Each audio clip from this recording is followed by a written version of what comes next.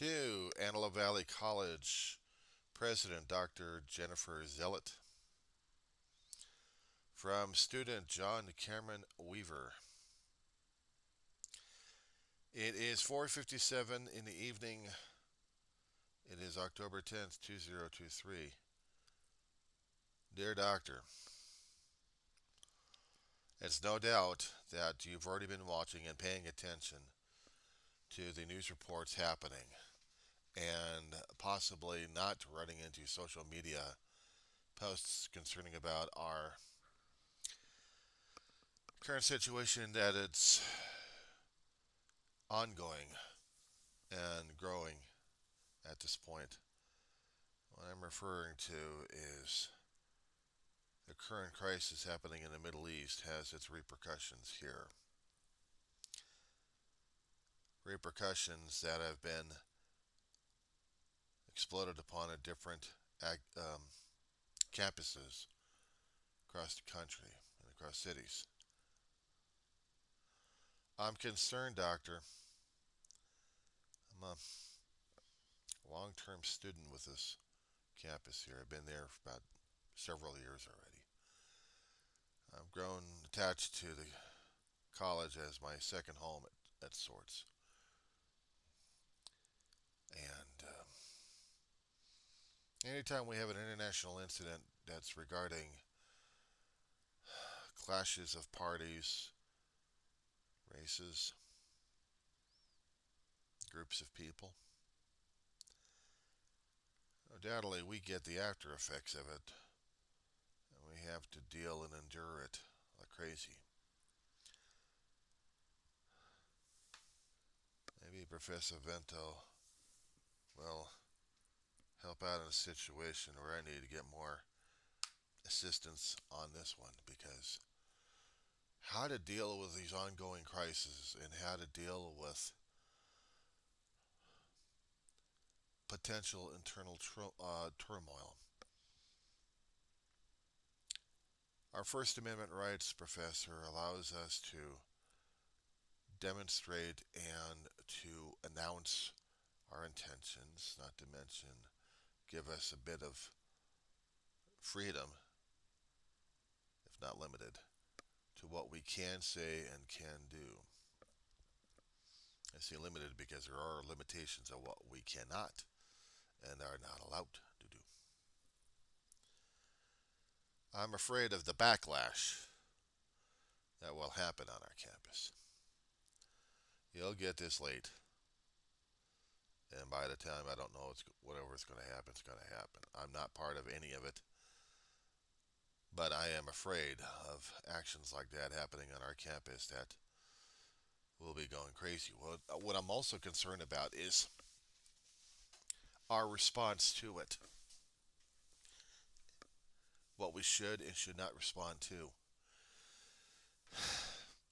If you had followed up the story regarding Cal State Long Beach, a group of protesters out there who are supporting the Palestinian cause. And on social media, that information, and not to mention in New York City and probably Australia, because I found them on a few social media pages out there on YouTube, uh, they are demonstrating their voices of opinion that probably will have a detrimental effect on our students and campus. Democracy gives us an opportunity to demonstrate our points of view and allows both sides to,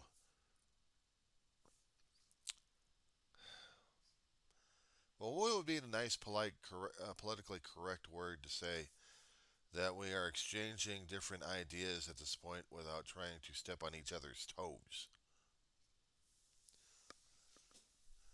I'm trying to be as delicate as possible because using a baseball bat in a situation like this instead of a carrot is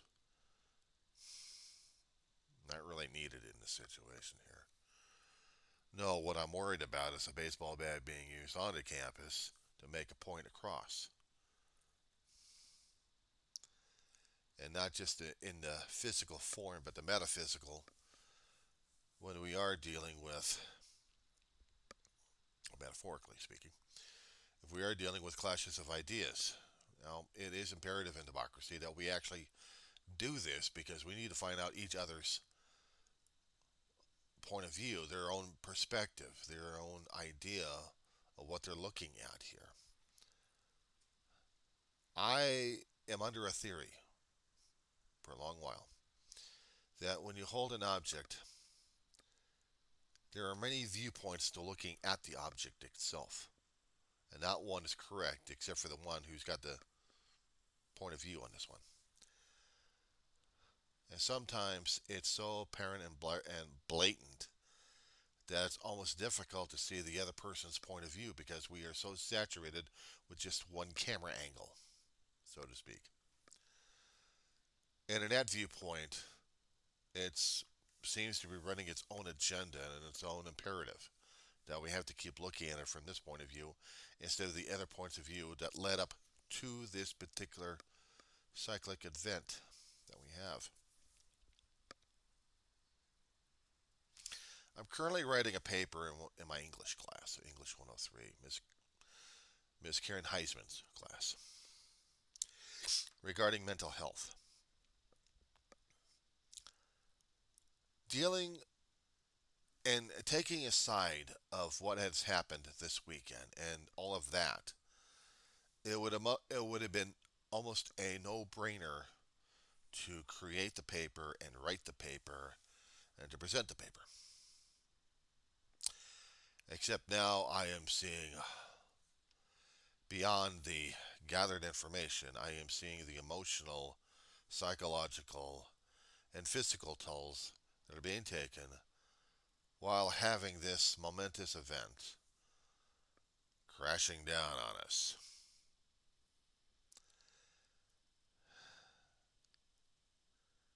Besides adding more fuel to the fire and more personal information to be shared into an essay, it also opens up uh, both Pandora's box and the plethora.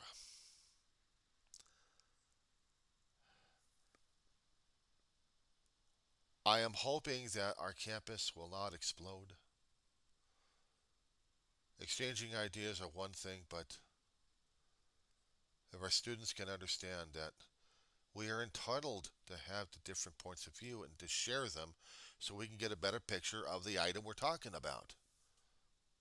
In a debate, which unfortunately I've never taken communication classes to enter in such a thing. In a debate, I understand that there are two sides to explain and tear apart and to denigrate each other, but hopefully in the process to identify the gray area that they can at least find common ground. Unless, of course, it's about two opponents using a baseball bat metaphorically and using it to have fun with their heads in this situation. Doctor, I'm 57 years old. I've got my own way of thinking and viewing things. I've gotten through a lot in my own walk of life, and I've seen my fair share. I've read my fair share. Growing up as a kid, seeing it on the news and not even understanding what was going on. My mother, God rest her soul, she saw it and freaked her out a great deal. Vietnam War back then was, well, very heavy on her because she didn't want to lose one of her sons, my brother, God rest his soul. And she was going to send him over to Canada to protect his butt if the Vietnam War was going to continue. She couldn't do that for my brother 2 decades later. My brother did his duty and came back home alive. More shattered a bit, but he was trying to hold it in like crazy. Long-term PTSD. Yeah, dealing and being a caregiver for my brother until his passing. Real fun. I also saw him angry, upset, stressed out when 9/11 kicked in. He wasn't going to go overseas because his body had already taken enough toll. Two shattered kneecaps, titanium kneecaps, shrapnel in the back. Never got it out. I had to witness the 1990 um, Desert Shield and Desert Storm, knowing my brother was going to be part of that mess. I was grateful he wasn't part of the 20-year nightmare we just got out of, but we're still dealing with the after effects. It's not just losing people in the battle, Doctor. It's the things that happen in the home front have gotten worse.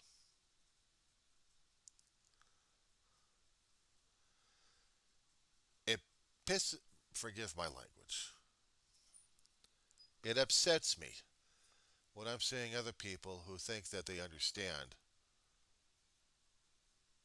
and they're claiming one particular point of view that's not applicable or acceptable to anybody else. Now, granted, our First Amendment rights would give us a little bit of a leeway, a little bit of a leash before we're yanked on this one. This that we're dealing with right now is really opening up. What we're dealing with here with the Hamas going after Netanyahu, basically, and Hamas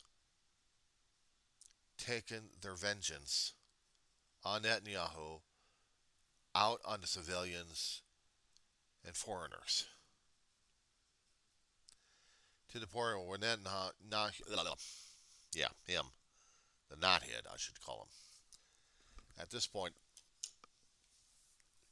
he's still trying to strategize on how to get troops into Gaza to locate the captives and rescue them. That's not the case we're dealing with here, is it?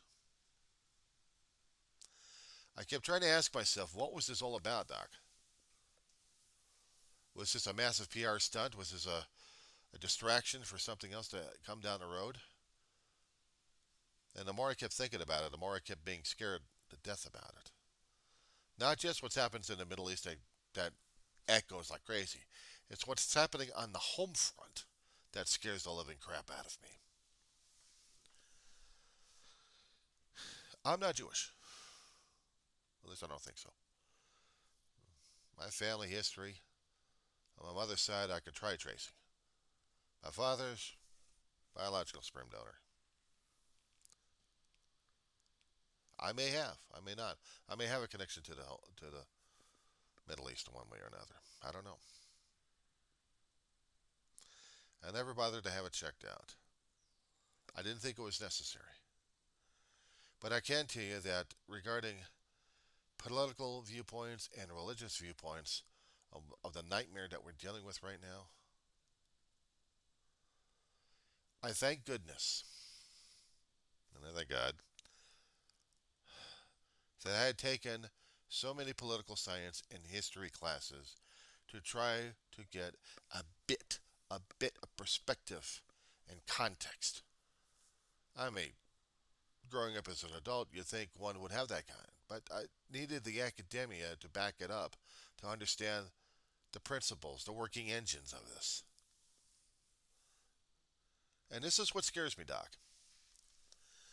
Learning more and more about human history, learning more about how we keep repeating ourselves, and we're very, very cyclic. We are very repetitive. We don't know what originality is. Despite all the architectural nightmares we can keep putting up there to think whether or not it's going to be cute or not. That's not the point. We're not that very original in some of our thinking.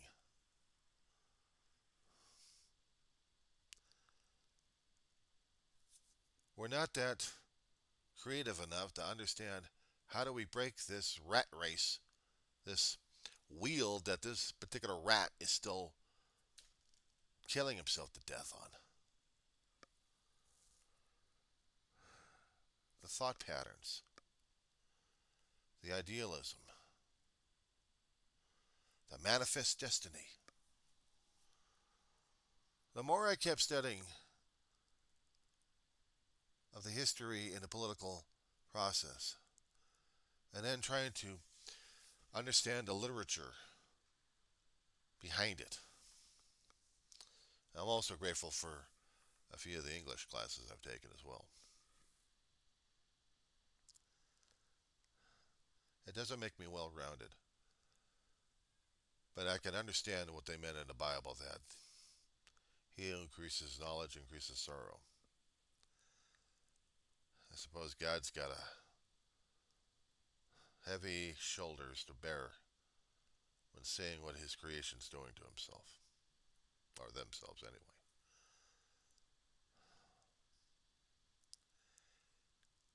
It just scares the living daylights out of me.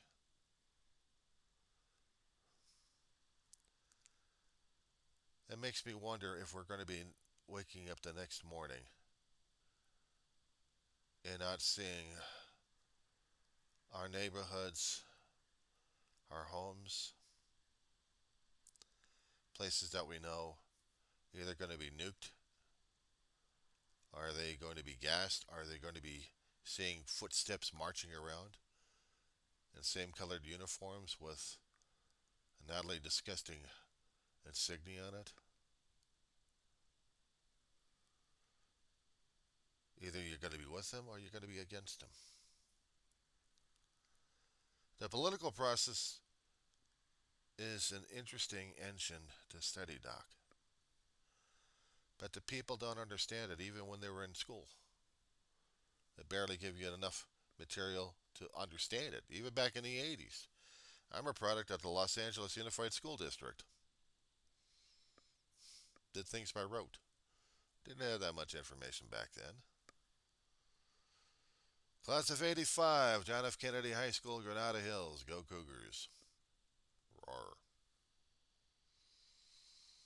After that, I did 2 years of over at Pierce College. I screwed up over there as a kid. I didn't have perspective context. I didn't know what I was doing or what I was taking all that much. They gave me the academic letter of separation, basically the boot in the ass. My mother gave me two choices: homeless or work full time.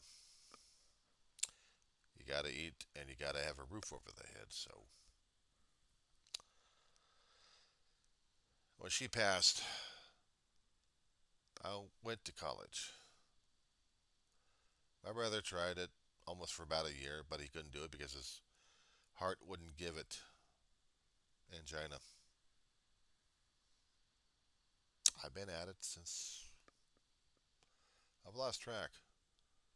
Either 2015 or 2016, somewhere like that. I think 2015. Taking two classes at a time. Taking a break here and there because of certain conditions I've been running into on a constant basis. I'm still seeking treatment for it. Kind of relates with a paper that's still due next week in Miss Heidensomen's class. I wanted to reach out, Doc. I wanted to congratulate you for surviving a semester or two in this place of academia wonderland, shall we call it? I have to have a certain perspective, a certain viewpoint looking at it. As I got older, I think I developed that viewpoint. Not to mention 30 plus years of kicking myself in the, well, let's just say I don't need a strap for my own gluteus maximus. My own foot was doing the job for me. Guilt trip. I don't have a guilt trip on this one. I'll graduate. And when I do graduate, I'm doing it for my mother, my brother, and myself. I made a promise to them before they passed. I just wanted to reach out and introduce myself and hopefully not scare the living daylights out of administration or anybody else for that matter. This weekend, Doc. Yeah, this weekend.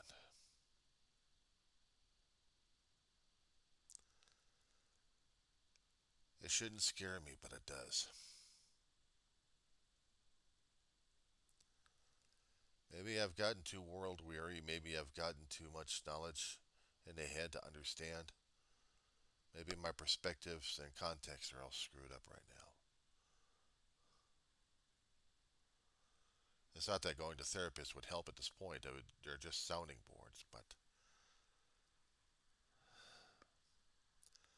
I'm hoping I'm reaching out to another fellow person who's basically lived in the same decades I've had. Different perspective, different context, but maybe you've also witnessed similar things that made you a little bit hesitant at times to describe things.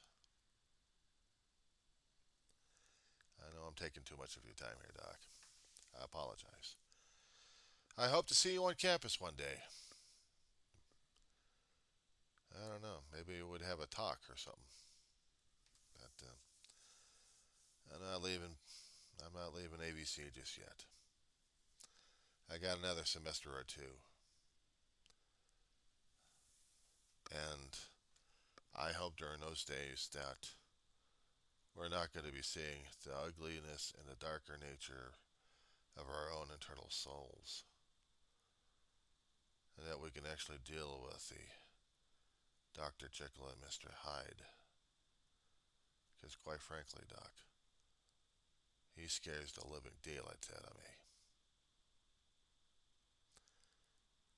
And the enemy is me.